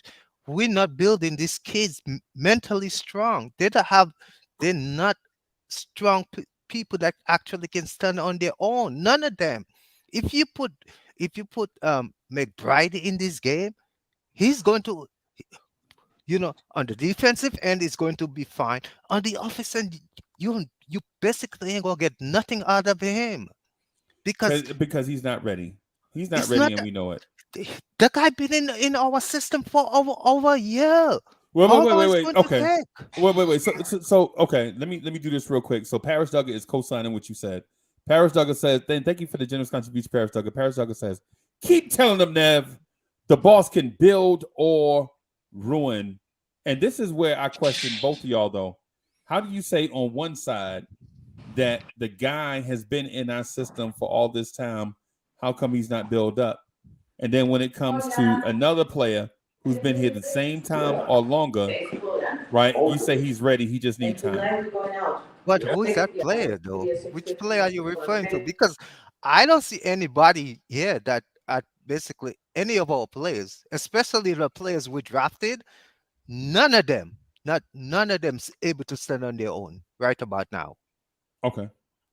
Yeah. The only player I think the player that have the best chance of standing on his own is Cam, because Cam come from a system where he actually fighting for something.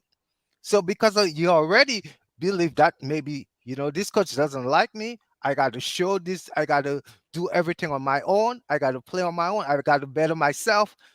He has the best chance of coming out of this system, being where he's capable of standing on his own.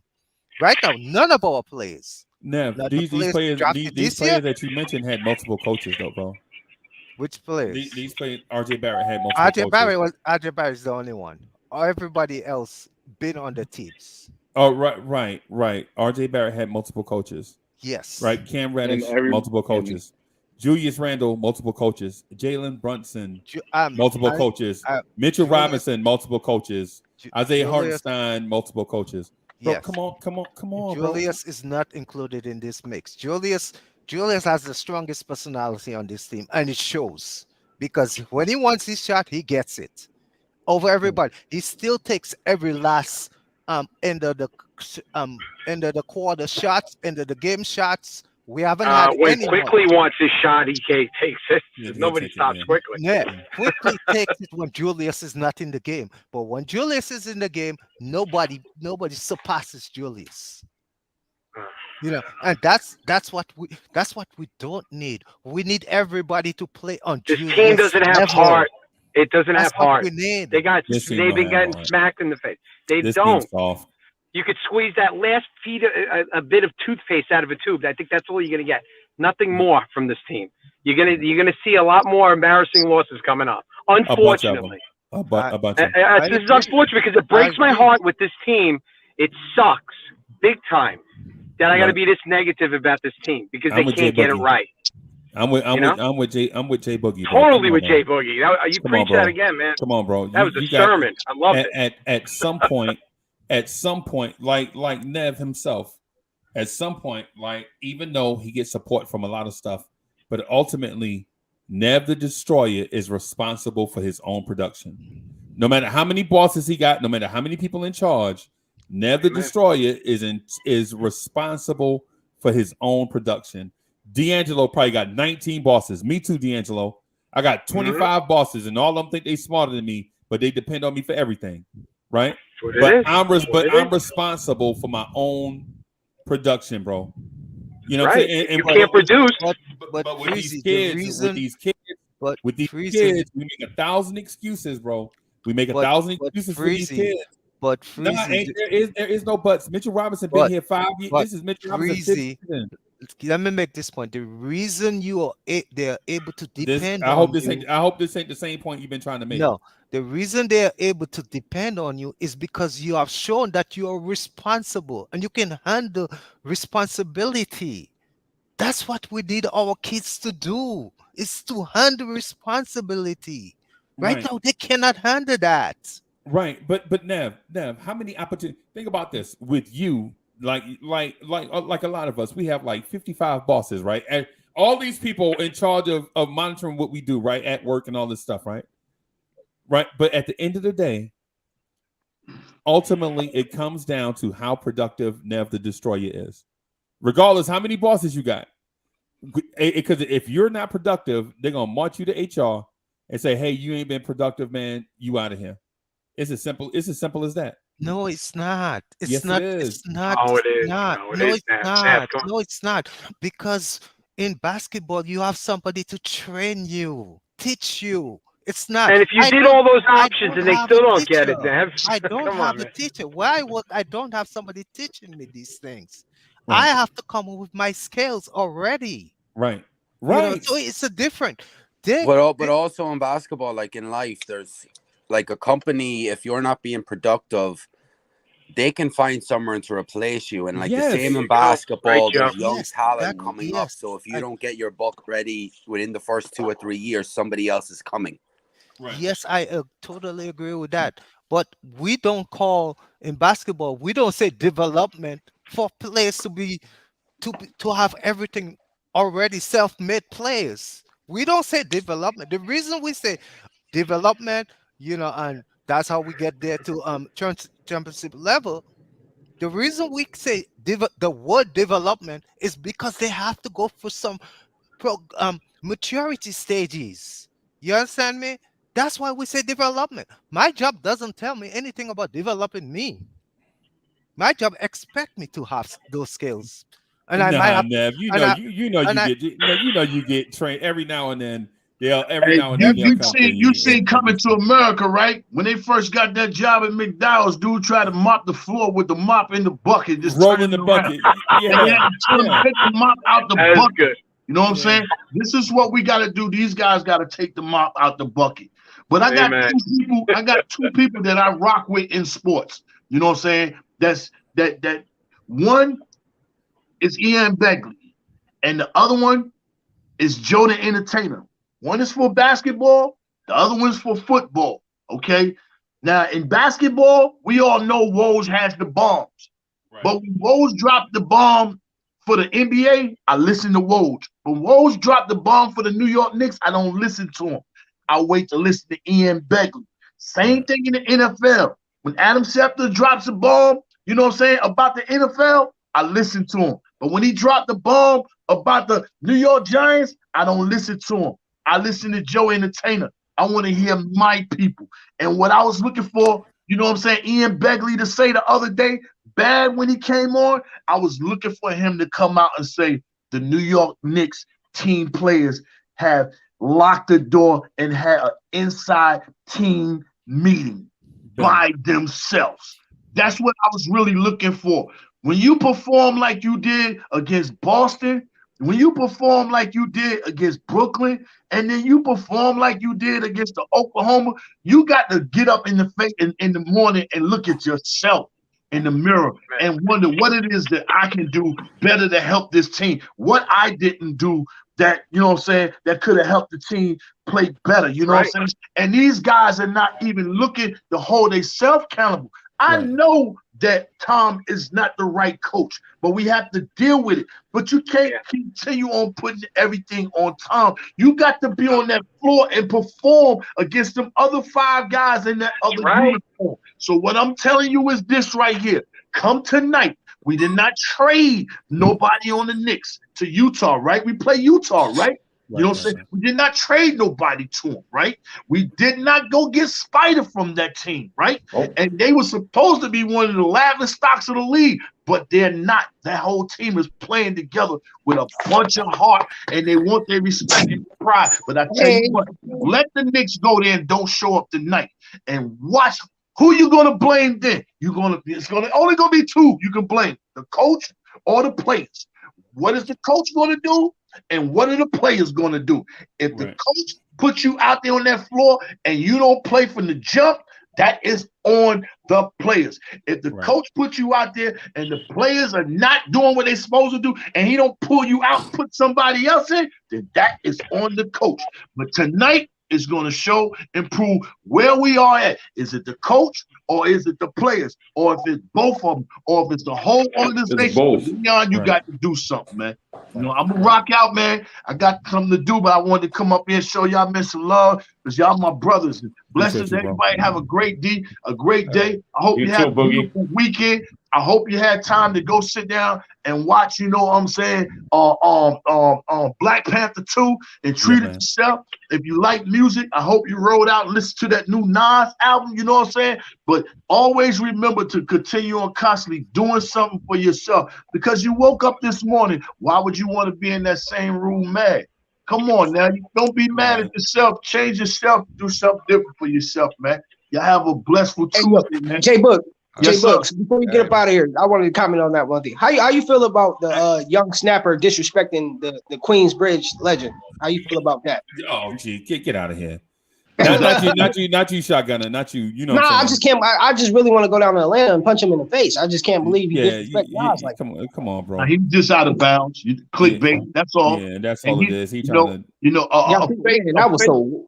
a fake guy give him a response. Nas ain't even gonna respond. Right. Nas Nas, ain't gonna respond for what? Come on, dude. Come on. I ain't even gonna do that, man. Nas. Ain't no more OGs out here. Ain't no OGs about to go extinct out here. It's all good. You know, he deserves a Udonis Haslam for real. You know, when Jimmy Butler tried to jump out on see what Udonis. I ain't gonna say it on national TV. I say this is national TV, man. National TV, y'all. People need to start realizing that this is our national TV. What you say is being heard and listened to. Everywhere, it can change somebody's life or it can influence a young kid. So always watch what you're saying and who you're talking to when you're on this screen, because you never know who's listening, who's needing the help, who might want to, you know what I'm saying, utilize what you're saying and pass it on to somebody else. You know what I'm saying? Gyms be hollering at people. They be snatching people up off the podcast, giving people contracts and stuff like that. So, you know, always, you know what I'm saying? When you say something, man, say something, you know, that's going to help somebody else, man. But y'all have a great week, man. I'm going to get back to doing what I got to do, man. Thank you. Breezy, give me a call when you get a moment, all right? God bless you guys. I got you. Hey, so thank you for the generous contribution, Ed Winning. Ed Winning says, front office is to blame, but on the coach, Tibbs is at fault. Remember last season, Randall said Tibbs was soft to his favorites. Yep. He always been like that, man. Always been like that. Joe, hey Joe, what were you trying to get at, Joe? You Nev had a point, but you were wanting to jump in before Nev. What were you getting at? No, like when Nev was comparing the Knicks to the Giants, I was just saying what the difference is with the Giants was the Giants, it wasn't the lack of talent. Like you look at that roster, you have maybe 15 guys that were drafted top 15, top 20 in the first round of the NFL draft. So blue chippers, but just bad coaching last couple of years have the Giants a lot worse than what they should have been. And great coaching this year has them a lot better what they should be. Right.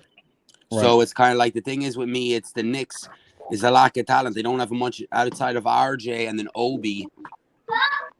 But also, like, Joe, hold Joe. Hey, Sean, hold on. Let him finish. Go ahead, Joe. Oh yeah. Like I was saying was like between outside of RJ and Obi, like RJ was drafted 3rd, Obi was drafted 8th. Outside of that, everybody's in the 20s.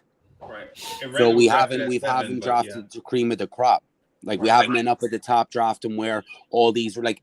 What annoys me is teams are passing us rebuilding. Like Cleveland were worse off than us 3 years ago, past us. Yep. 2 more teams are ready to come and pass us now. When you're looking at the Magic and Detroit and even the Thunder, they're all going to pass us. Indiana also. It's like when Indiana too. It's like they went down. They were better than us, went down, and are already going to be better than us again in 3 years. Like we're out of stalemate, and it's like we need to. There has to be a direction, and the directions was either moving your chips in, and for the star player that's going to get you top 5, top 6, not no play-in nonsense, top 5, top 6, and build forward, or you have to take a step back for a year or 2 and reboot this thing because it's one of the other. You can't keep going where we're at right now, and the only way it happens is it has to start off with with firing of the coach because you're not going to fire Leon and Tibbs is going to be here. It's either both of them or Tibbs first. Right. Yep. So this is scapegoat. So there has to be changes, man. It's just this is frustrating. It's like as I said, it's like a second time. It's like a part-time job. It's like a part-time job, bro. Hey, shotgun, go ahead, shotgun. Hey, so well, I guess I got stepped away, but hey, D'Angelo, go ahead, bro. I'm sorry. Oh no, I wasn't gonna say anything. I'm just agreeing with Joe. We need to get rid of both, Freezy. Yeah, Joe. I wasn't trying to cut anybody off. My fault, Joe. Only thing I was trying to elaborate on the Giants' point is this. Like I look at it like a Titans hill. You don't think the running back is has a lot to do with that? Like Derrick Henry got Ryan Tannehill paid. Like, and it's looked like Saquon Barkley gonna save Daniel Jones' job. Like, so I'm just was thinking like the running back needs a lot of more respect. Yeah, well, I will say this too, guys, and I need to wrap up. Hold on, I'm going in and out. My fault. No, I was just basically trying to insinuate that hold one last point. Hold on. Another point I want to make and I've been paying attention since last year to this, is as one of the things I don't like about Coach Steves is I don't like his style of coaching, Okay. because I don't believe you should be telling your players everything they need to do on the basketball court. He tries to control too much, in my opinion. Last year it was fine to scream at your players. Maybe even not even last year. The first year it was fine. Okay. The second year, by the second year, because you have your players for at least 1 year, the shouting and screaming should be going down. Right. So while the responsibility goes up, the shouting comes down, because they should be growing. You know, that They hasn't. should be growing. They should be growing, but that's what hasn't happened. They're Right. not growing. He's Right. still shouting at them, even now, and telling them what to do. Even at this late stage, this is a very late stage of the process. You Right. know, yeah, I got and you. I got you. that means you want your kids or basketball player to rely on you telling them what to do, and it Right. shouldn't be like that. They He, should hey, know hey, what to do. Nev, he outdated. I think we all agreed that it's time for him to go, bro. I think we all agree to that. But I'm gonna get out of here. I gotta wrap up, man, so I can work on doing some other stuff. Thank y'all for coming through, hanging out with us, bro. We could probably do this for like 7 more hours. You know what I'm saying? But thank y'all everybody for coming through, man. We got work to do and all that stuff. Let me get back to it. I'm gonna try to jump back on this afternoon. We definitely doing the game at 9:00, and we'll see y'all then. Thank you everybody for coming through, man. Peace.